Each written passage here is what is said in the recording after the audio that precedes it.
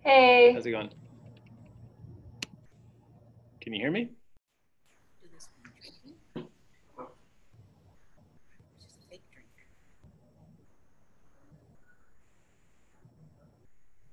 All those people. What do they want to know about us? They want to know everything, Christina. Long walks on the beach. Short walks on the beach, you know? Light smoke drinking problem. It is good. That's a lot of people. They're all here to see you. No pressure. No, none in at front all. of a live. Does this count as a studio audience? Live studio audience. There we go. We've got the applause sign, the laugh sign. Less applause. There wasn't as much applause to begin with as we hoped. Yeah. We're just gonna wait another minute. We're just getting up on Facebook Live. Oh, Hey, there's a familiar face. where?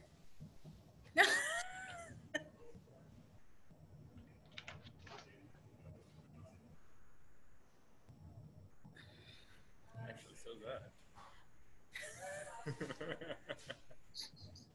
Hmm. Oh, you're so much taller than I am. You want me to like? No.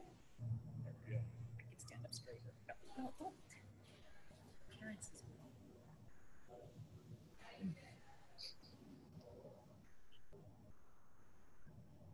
It should be secret. Think that one without saying, right? Mm-hmm. Don't cut that one. Rob, have you tasted it yet? Cut the other one. There's another one. Sorry, the Facebook Live is just having a little moment. All right. That's the suspense build. There you go. All right, well, it's loading, so it'll start in a couple seconds. So let's just get started. Thank you everyone for coming out today and joining us for our third Explore Locals session with Patina Brewing and Strive Health. It's going to be an awesome one. And just with that, I'd like to turn it over to Aaron to get us started. Thank you, Stephanie. Yeah, so for those of you who don't know me, my name is Dr. Aaron Binstock. There we go. I'm a chiropractor and co-owner of Strive Health and Performance. We are located at Austin and Nelson, just across the street from the new Safeway. And so we do have chiropractic, we have physiotherapists, registered massage therapists, kinesiologists as well that do active rehab. We also specialize in concussion management. And although we're not doing in-person services right now, we are doing virtual care.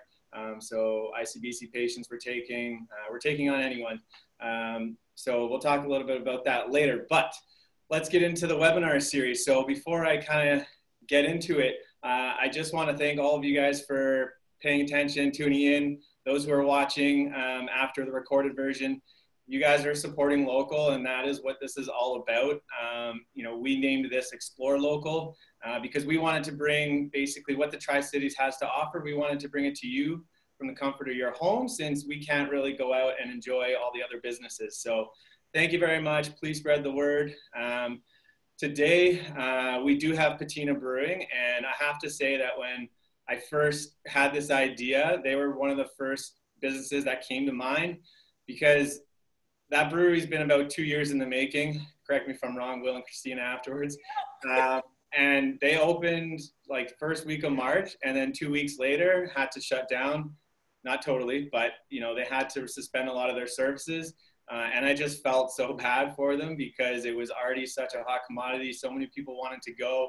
Everyone was loving it that had already been. So I'm so glad that they agreed to come on so we can let everyone know all the awesome things that they do and will continue to do.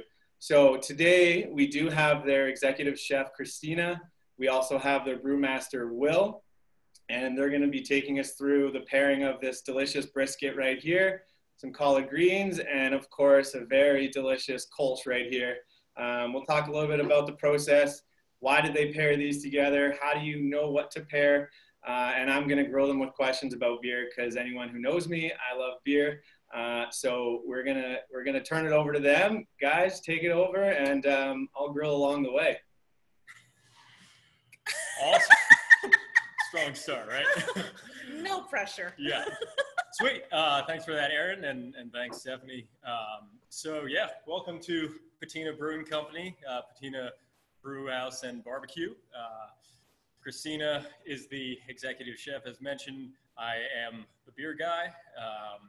And just a little bit about Patina. As Aaron mentioned, we had a chance to be open for about 11 really, really glorious days back at the beginning of March, before the whole pandemic had to switch us to off-premise.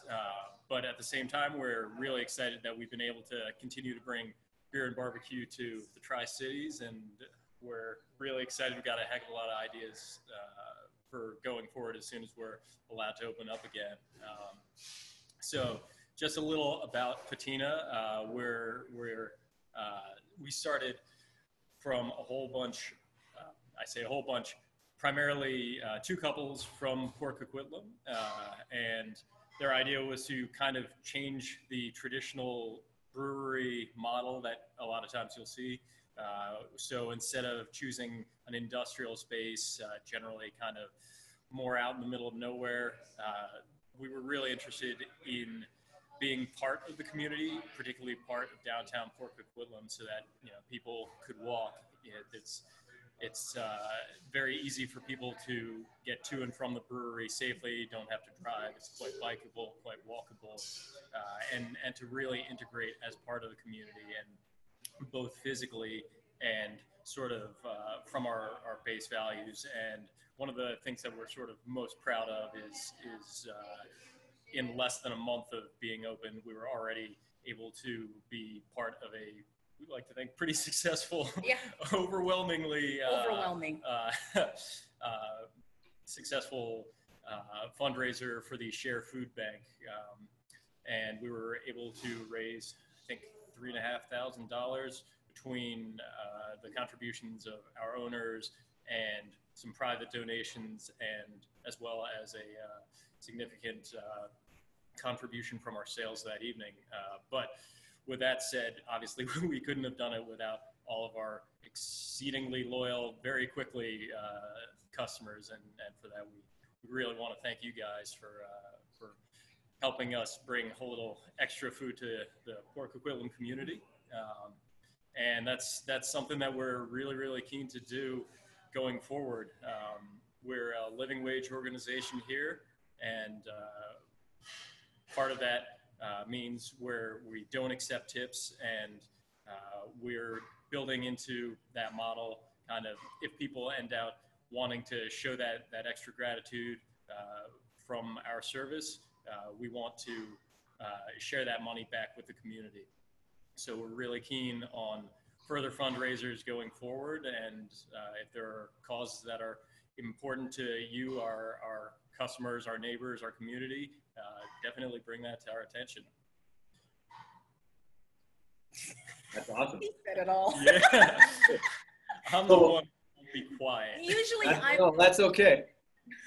So, I mean, we're going to get a little more into what you guys are about, but I want to literally get into the meat right here. Yeah, we do not want that to get cold. Well, I mean, it's one's already missing from about 2 minutes ago. Thank you for buying me some time. So Christina, take me through the brisket process. And I've heard a rumor that a lot of the food does include some of the beer products in terms of marinade. So can you tell me a little bit about, maybe if it's a secret sauce, don't give the whole thing away, but a little bit of the process of how we get it so delicious. I have no secrets. If anything, I overshare sometimes, and these guys have to rein me in. Basically, it's barbecue, and what goes better with barbecue than beer? So when I first tasted Will's beer, we had to figure out what we're going to do to pair it with, because of course I have my own palate, he's got his own, and somewhere in between we had to fit it in. No, none of our meats do have beer in them except for the sausages. We get these locally made sausages for us, and we marinate them in his kolsch, which you're probably drinking today. Yeah, awesome. When I had his kolsch, I'm like, oh my God, this has to go in a sausage. So we have these really good sausages made for us locally in Pitt Meadows, and they're made for us, and we marinate them in kolsch, and we smoke it, and it's amazing. But otherwise, all our meats are gluten-free because they don't have any beer in them. Awesome. And so then how did you decide to make brisket paired with kolsch, right? Like if I'm at home, I've got a bunch of different types of beers, I've got a few different meats. Like, can you take me through how do I know which to pair with which? Well, you know what? Everybody will tell you here, I'm the stout fan. To me, stout goes with everything. If it was up to me, you would be having a stout with your brisket. You would be having stout with your cookies that we sell. You would have stout with everything. But not everybody likes stout. Everyone likes my stout. Yeah. Anyway, and so I have to kind of take away my personal taste to somewhat and take what goes well. And to me, brisket goes really well with the kolsch. Kolsch stands up for it, to it. It's not too rich. It's not too bitter. It's like the perfect highlight for the brisket. The brisket does tend to be rich, and the kolsch cuts into that. Okay. So there is more of just kind of like a preferred taste thing. Totally, yeah. But there's no necessarily a secret, like for someone who doesn't have, such a fine palate, let's say, is there something, generally like a stout, like white wine goes with fish and red wine goes with. See, and I don't play into that. Okay. Stout goes well with fish. Yeah. No. And I will have red wine with anything. I'll have white wine with anything. At the end of the day, it's whatever you want. But then there are times where Will and I will nerd out, as our coworkers will tell us. We will take a flavor compound and just stretch it like a DNA. Just think of it as DNA. It's like this little molecule or little thing, and then we just stretch it out. And that's when we figured, oh, well, that flavonoid would go well with this. And we get all nerdy about it, and that's how we decided that the brisket would probably go really well with the kolsch, and it really does. So if you want to get into the sort of classical food and beverage pairing techniques, then we can get into some of the technical stuff about how alcohol does a really good job of cutting the more unctuous fatty notes that you'll get out of the brisket. The degree to which the beer has been fermented, so its residual sweetness is going to have an effect on sort of cleansing the palate, and you'll find that to be quite refreshing as well. If the beer is sort of more or less effervescent, bubbly, you'll find that also has a very sort of tactile sensation on your tongue. You're going to find with a kolsch, compared to other kolsches, this one is going to be a little more fruity. It's going to be sort of reminiscent of a white grape. A lot of that is contributed by the yeast. A lot of that's contributed by the hops. For this kolsch, I deviate a little bit from some of the traditional German varieties and have used some modern German varieties, Hallertau Blanc and and Hull Melon. He's nerding out. Yep. This is all the brewers out there, and all the home brewers, and long story short, different hops are going to give you all sorts of different flavors, and with the right combinations, you can really kind of riff off of your base beer style, and kind of play both within the guidelines and then color outside the lines as you see fit. And for me, when I drink the kolsch, I get these little winey, tannin, fermenty type flavors, which to me automatically, boom, beef. It has to be beef. I think chicken would just be lost, but when you get the fattiness of brisket, especially the sweetness of the end of the fatty deckle part of the brisket, the kolsch holds up to it really, really well. So I'm gonna put you guys on the spot here. Maybe you'll each have a different answer. So we never see eye to eye. That's good. I want variety here. So, you know, I'm coming into Patina, and I obviously have no idea what to pair. Christina, we'll start with you. You're gonna It's tell always me a stout. what's the yeah. So you got to tell me one beer and one thing from your menu that I absolutely need to have because it's gonna go so good together. Okay, he's gonna hate me because I'm gonna promote something that we currently don't have, but it's amazing. When you guys get your hands on it, it's amazing. Will makes the bestest hazy IPA. Shut up, you do. Anyway. I can concur. I've had it. It's delicious. Amazing. And this is a person that does not like IPA. Normally I don't. And the first time I had his beer, it was that. And when they told me it was going to be that, in the back of my mind, I'm like, no, please, no. I had it, and it was actually really good. I love it. Now his hazy IPA with our Alabama hot wings, ridiculous. You have to have it. The IPA's fruitiness goes really well with the Alabama Alabama white sauce richness, and then you get the chicken with the crispiness and the extra fat. It's really good. That's my thing. That sounds delicious. And stout cookies. Yeah. And then Will, are you concurring or are you trying something different? Oh, I mean, I absolutely would agree on that one. At the same time, as someone who's constantly bothering Christina for what's the latest hot sauce you've got going on, or you know what are you cooking up as far as the latest iteration of our hot sauces. She actually used that hazy IPA for our hot sauce, and we sold out of that pretty quick. Oh yes. Yeah. Which people were stealing it. Wow. I'm not condoning that. When we open, I'm keeping an eye on those bottles because people were literally taking it.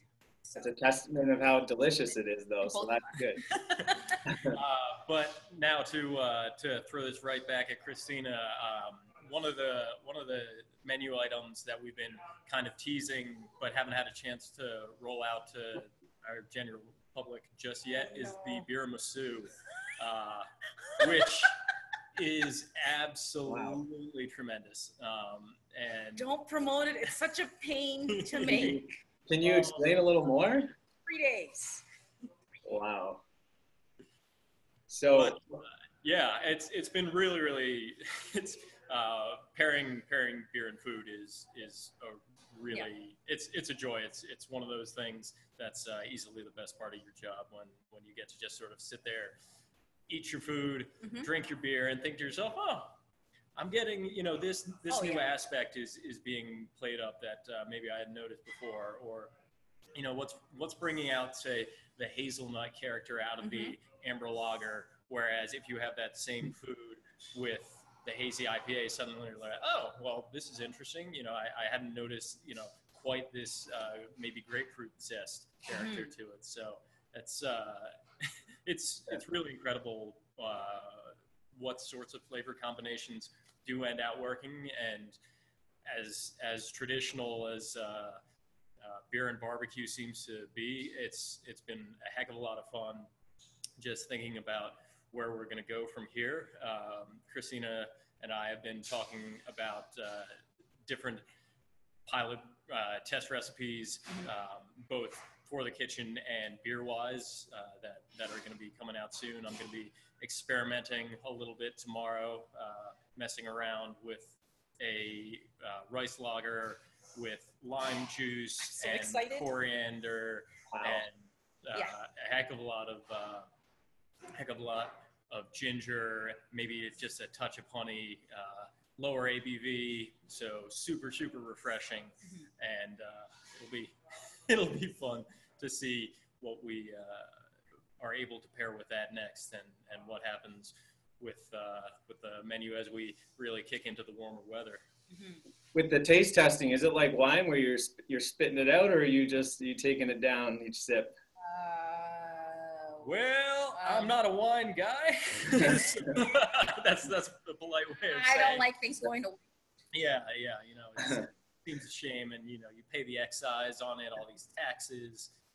You really got to make your money's worth. But it's also a heck of a lot of fun to you know, do blind taste tests with the staff and say like, okay, you know, here are these beers in red solo cups, so that you can't really, you're given as little sort of input as possible besides just what you're getting from the aroma, and then after that the flavor, and then saying like, okay, you know, is this more ginger than you'd like to see, or, you know, how much of this orange characteristic are you getting, and then sort of dialing that in, and then after that it's sort of iteration after iteration of like, you know, is this exactly where this beer wants to be?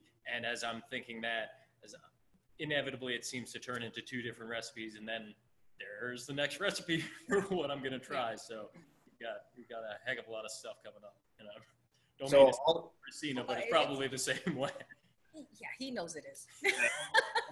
All these delicious products. I mean, I'm seeing comments like how much you're making people hungry. They want this Nanaimo, beer Nanaimo thing, or beer tiramisu, sorry.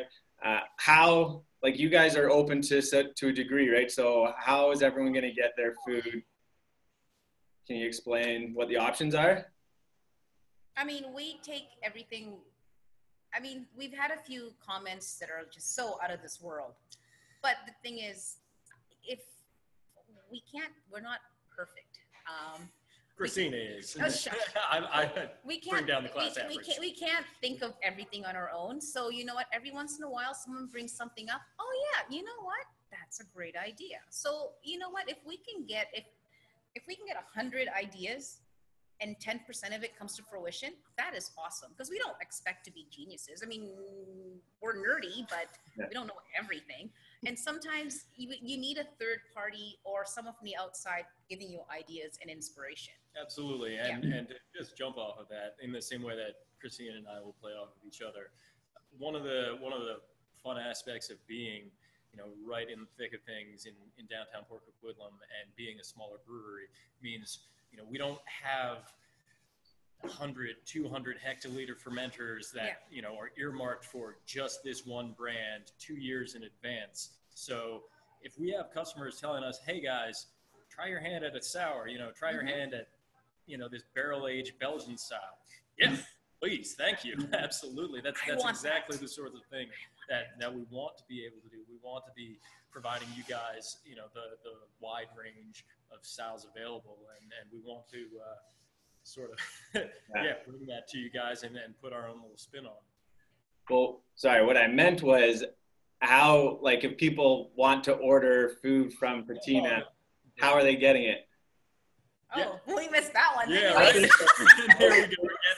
I liked what you had there. I'm just trying to get the product to the people. How do we do that? Yeah, you can go to our website at patinabrewing.com. We just go to the Patina at Home page, and then you can click on our Square website and put your order in on there, so you can order ahead of time or order for sort of as soon as we're able to get that ready for you. Usually it's between about 15 and 30 minutes, depending on when it is. If it's a Friday night, obviously it'll be a little bit longer.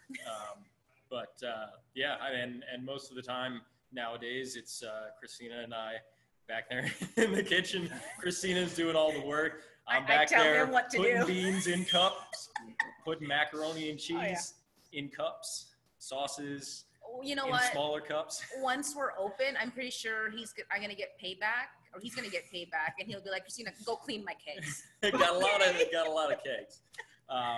But on top of the Square website, we do take walk-up orders, and you can also call us here. So just phone ahead, 604-474-0025. We're staffed with the four of us at the moment. Unfortunately, with the shutdown, we had to temporarily lay off a lot of our staff. I saw one of our staff out there participating, so shout out to Shayla, still following us. And as soon as we're back in action, we're going to be bringing back as many people as we're able to. So Martin had a question. Do you guys deliver as well, like Uber Eats? I think I saw that on your website.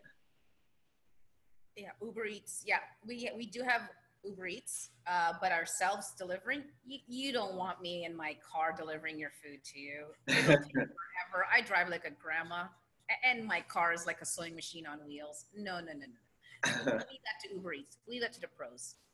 We did have that one event a few weeks ago where we did have a lot of volunteers that were super awesome that went out of their way and delivered food for them. But that was just a one-night thing. For the most part, if you want delivery, it is Uber Eats. Yeah. And I got to circle back to the hazy IPA here because hazy IPA seems to be the craze the last 1 or 2 years, myself included. It got me on. This is really good. It is. I've had it. So, Will, like, what makes a hazy IPA so delicious? Like, yours is so delicious, but in general, like, what makes it a hazy IPA? Yeah. So the hazy IPA, as opposed to sort of that classic IPA, around kind of the beginning of the 2010s, you started to see a heck of a lot of IPAs where breweries were getting quite competitive with each other, trying to make kind of the most bitter IPA you could encounter. And breweries have a little competitive streak in them, but also maybe a little bit of an immature streak that at times needs to be reined in a bit. And that kind of got out of hand. Meanwhile, a few breweries up in the New England area of the States started experimenting with some of the English yeasts, where you get, instead of some of the drier flavors that you want, you get really, really interesting stone fruit, apricot, nectarine, peachy notes from these yeasts. And instead of sort of settling out of the beer and leaving it a little more clear, they'll hang out in suspension for a while. And on top of that, you started to see a lot of the hop additions being shifted later into the brewing process. So sort of the earlier you add the hops, the more bitterness you're going to get, but generally kind of the less flavor and aroma you're going to get out of them because it's all sort of boiled away. And as a result, you ended out with IPAs that maybe you end out with the same amount of total hop matter as some of those really, really bitter ones. But because they're added at different stages, whether it's in one or more dry hops or just at the very, very end of the whirlpool, you'll find that really, really fruity flavors remain with much less of the bitterness. And I think that's sort of consequently made the style quite a bit more approachable. And I think it's done really, really great things, bringing a lot of people to the beer scene that maybe wouldn't have come to it, expecting a lot of beer to be either this very bitter IPA or expecting it to be, you know, your fizzy yellow beers to be consumed in 16 packs at a time. So it's been a lot of fun, especially as that hazy IPA style has led people to other beer styles that they wouldn't have begun with, whether that be sours or fruited beers or even Belgian styles, where you get a heck of a lot more of those fruity, softer notes instead of the traditional just malt forward or highly bitter notes. Nice. And another beer question. So we've got the IPA, and now I'm seeing double IPAs. I think I've even seen a triple IPA. Like, are people getting out of hand here just to like be the next person, or is there a method to the madness? Like, can you explain the difference as to like why there's a double or a triple? Yeah. It's sort of riffing off of different styles from the past, where normal India Pale Ale was, as much as sort of 5.5 to 7% ABV, an expected bitterness range. And then brewers started upping that ABV and upping the bitterness, the alcohol and the hop bitterness do a really great job of playing off of each other, sort of adding structure to the beer. Too much alcohol, and a lot of times the beer will end out really, really hot on the palate, like drinking harder liquor, for instance.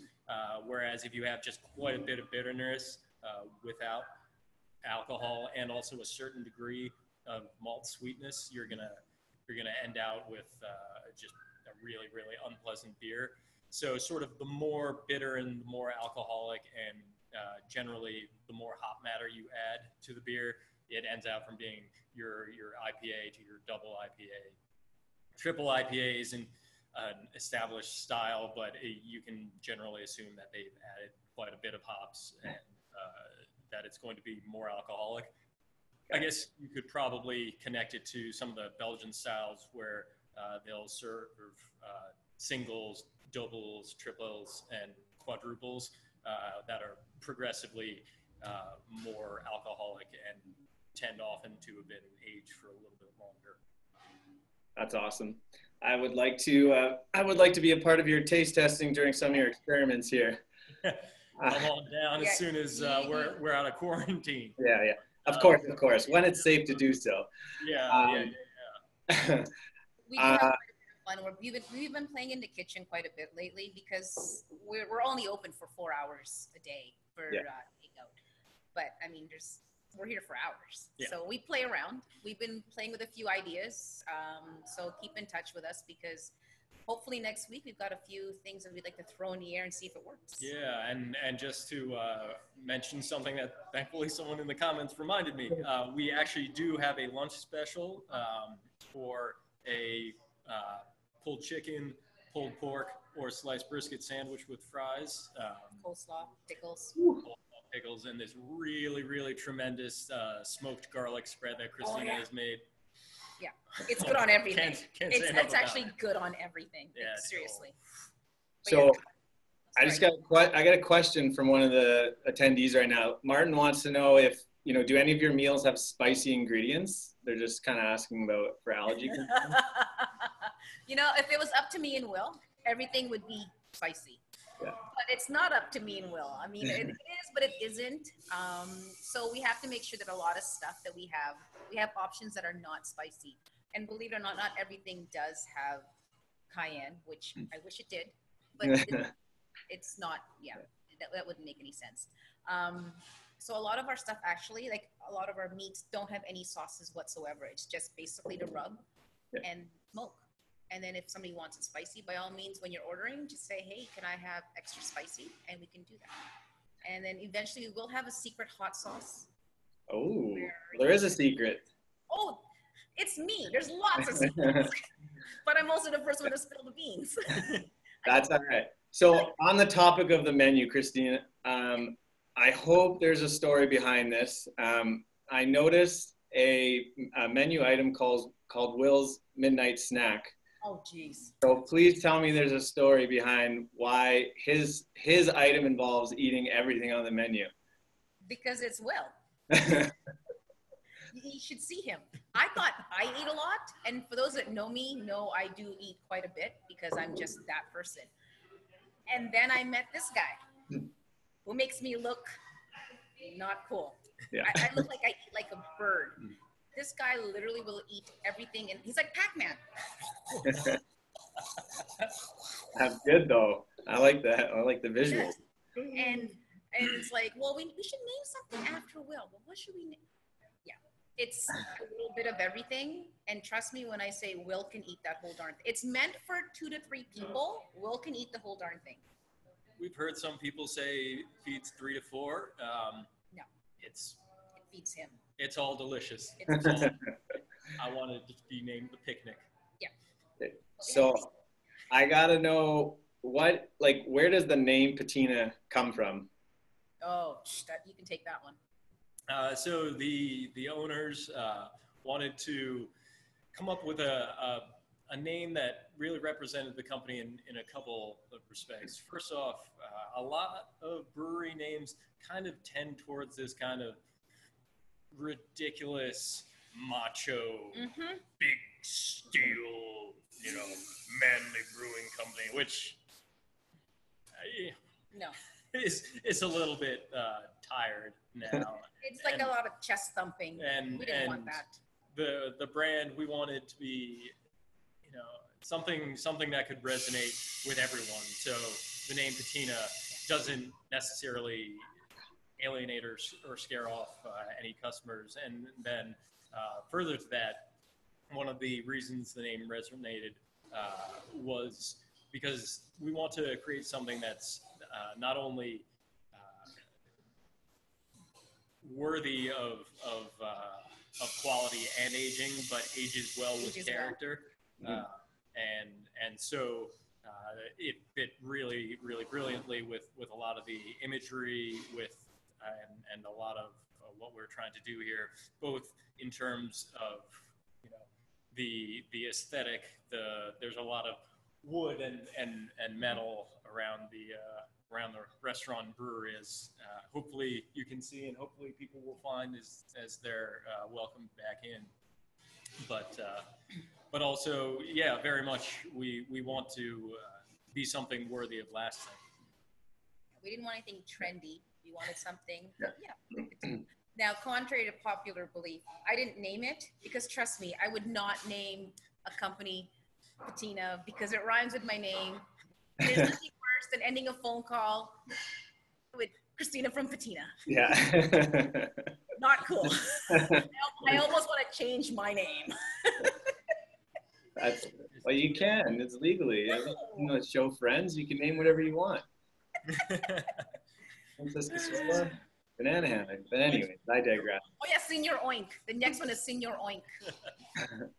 So can I request a little like 360 virtual tour for those who haven't been into Patina, because we're seeing the awesome, like where you brew everything, but well, hold on, the video's not on you yet. Yeah, there we go. So just maybe give a little panoramic view of to what, like you have to move it. Yeah. Shall we take you guys on a little tour? Maybe absolutely. See if we can, carve up a brisket. Oh yeah. Yeah, the educational session. All right. So back here we have the brewery. We're going to be getting lots of fun things going there quite shortly.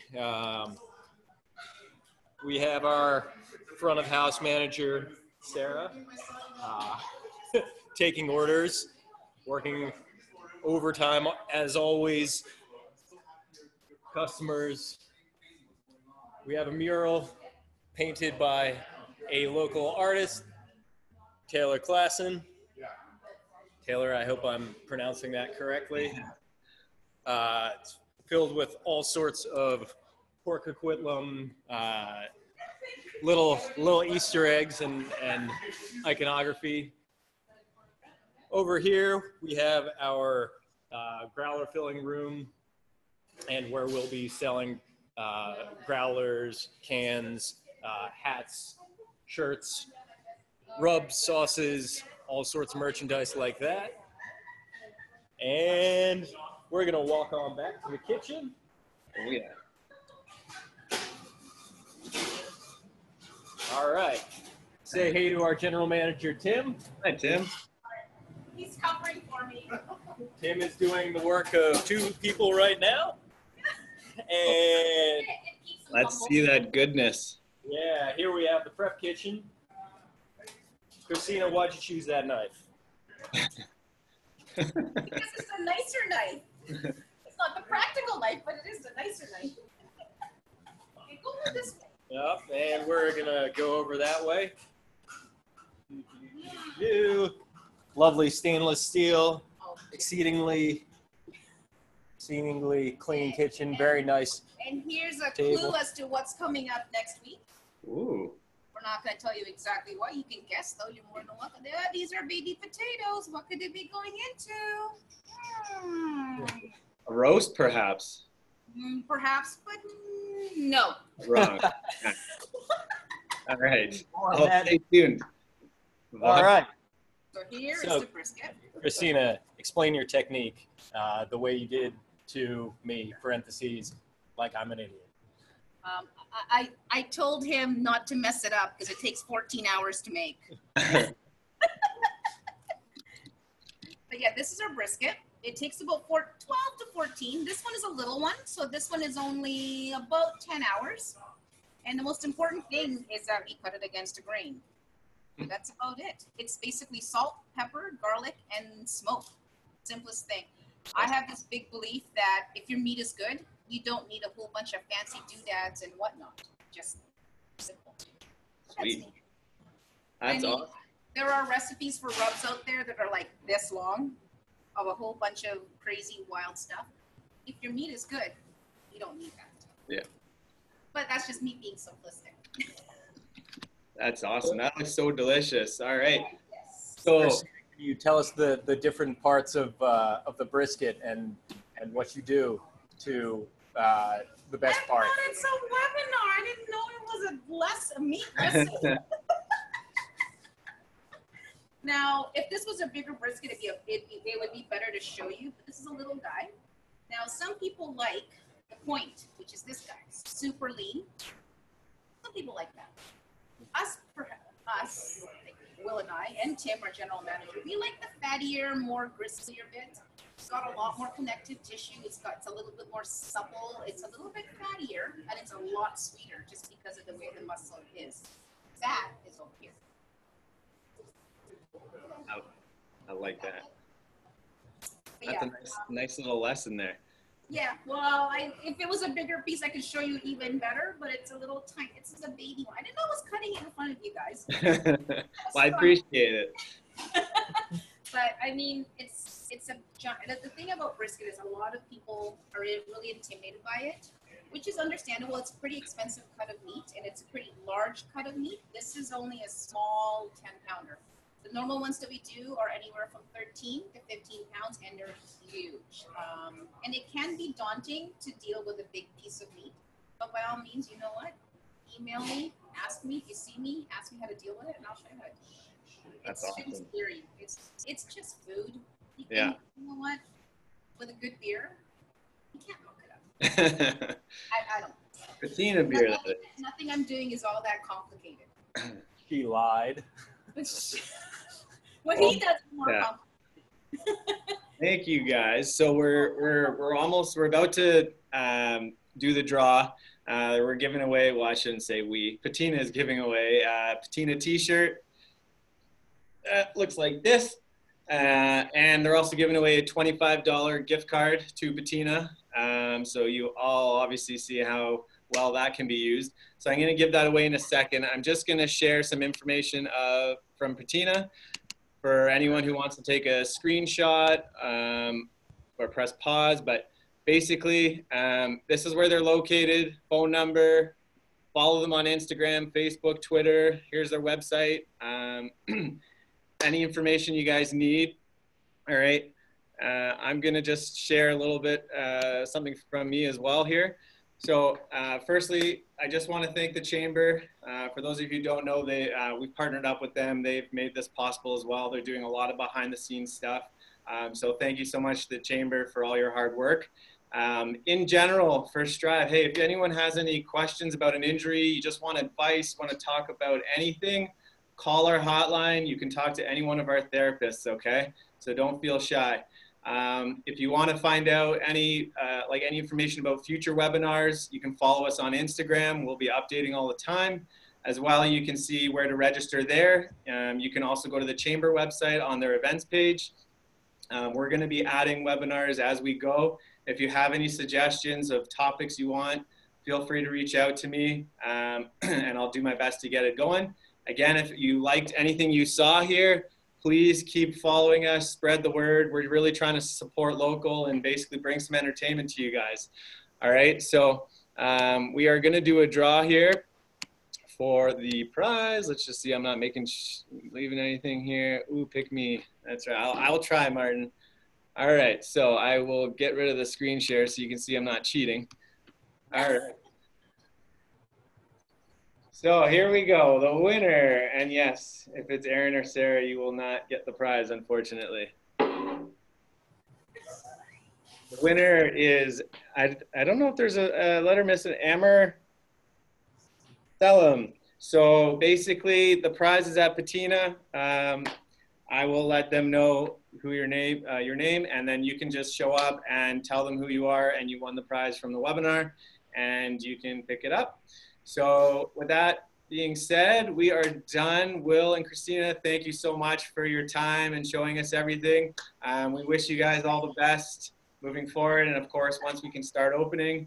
And thanks everyone for coming again. Really appreciate it. Stay safe and tune in. Oh yeah, sorry, one quick thing. Tomorrow we've got a pro golfer, Patrick Lago. I can't believe I almost missed this. 1 o'clock, so if you want to learn tips, he's giving away a full 1 hour swing analysis. Next week, we've got innovative fitness. We've got a mental health segment as well with a clinical counselor from Strawberries and Sunshine. And the following week, we've got Vino Zen. They're coming on. They're doing a wine tasting class. So that's going to be pretty cool as well. Anyways, thanks again. Everyone have a good night. Take care. Bye-bye. Bye.